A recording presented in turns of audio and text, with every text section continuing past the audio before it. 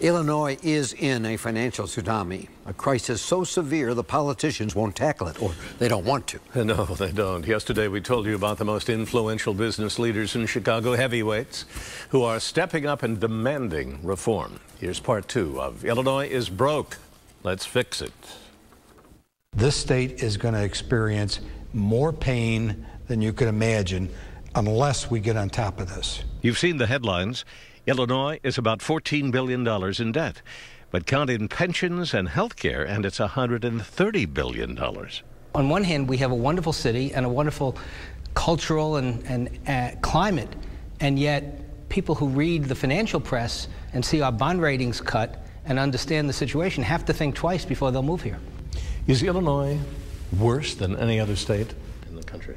I think on many measures it is the worst. The unfunded liability for the pension program is a mountain, is Mount Everest. Reaction from organized labor has been, this is the state's problem, this is the city's problem. You need to fund these benefits the way they are. What we are saying is you're right.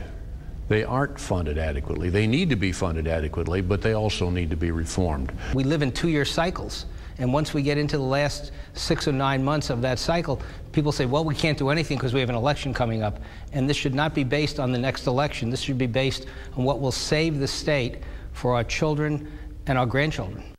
The sad truth is that taxes will have to go up, despite what the politicians say, but that's not enough. Costs will have to go down, but that's not enough. Reform has to be made in the pensions, but that's not enough. Only by putting them all together, according to these men who are taking their message across the state to try and raise the consciousness of the taxpayers, only by a giant task force putting them all together, everybody working together.